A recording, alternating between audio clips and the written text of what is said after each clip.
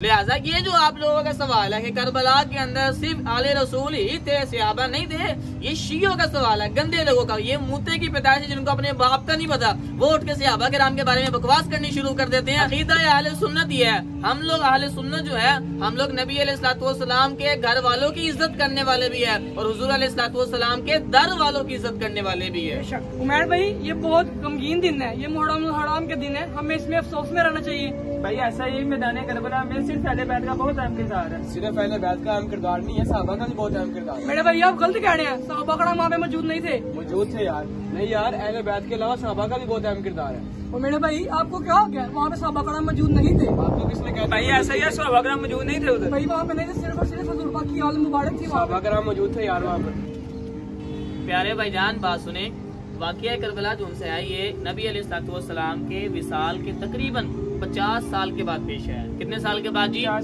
50 साल के बाद पेश आया।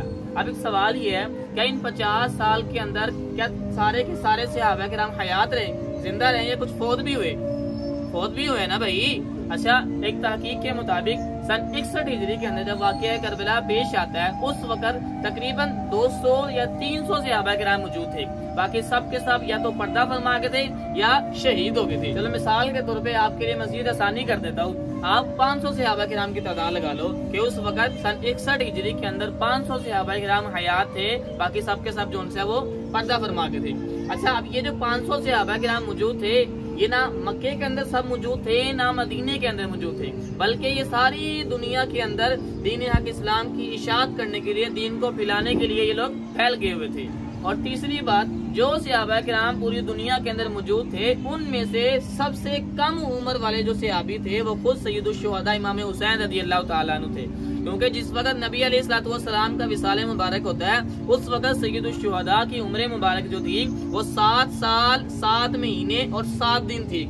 यानी तकरीबन आप जिस वक्त इसको अंदाजा लगाओगे तो तकरीबन जिस वक्त सैयदुश शुहदा को शहीद किया गया, उस वक्त आपकी उम्र मुबारक जो थी तकरीबन 57 या 58 साल बनती है।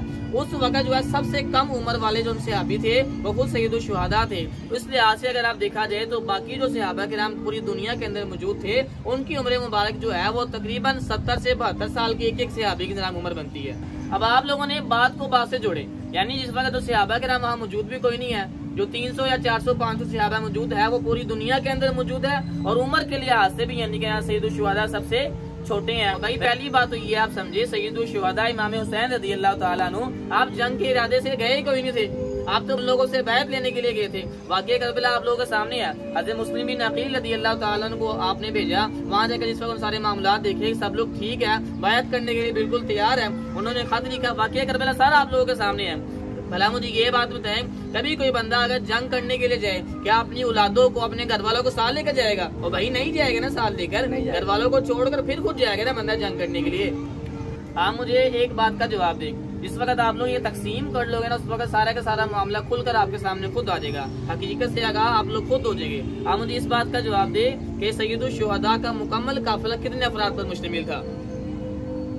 मैं ही जवाब देता हूँ। ये इस बारे में 3 अकवाल आते हैं। नंबर 1 82 अफराद, जिसमें मर्द औरत सब लोग शामिल थे। नंबर 2 144 अफराद, और नंबर 3 245 अफराद। इनमें से जो सा ज्यादा मोतबर कौल है वो 82 अफराद वाला है। अब आप ये देखें, 82 अफराद जो उनसे जनाब टोटल काफिला इस पर मुश्तमिल था, उनमें से 72 को शहीद कर दिया गया।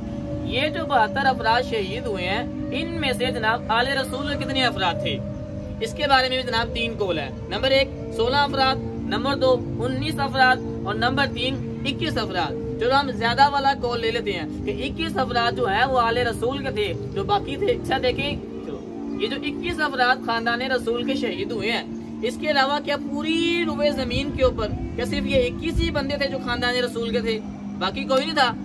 मौजूद थे ना भाई। क्या उनके बारे में क्या हुक्म है? उन पर कोई फतवा लगेगा? जी नहीं लगेगा। तो जब उन पर कोई फतवा नहीं लग रहा तो असहाबे रसूल पर कैसे फतवा लग सकता है? ये 21 बंदे जो शहीद हुए हैं, इनके अलावा बाकी जो 51 बंदे हैं वो कौन लोग थे?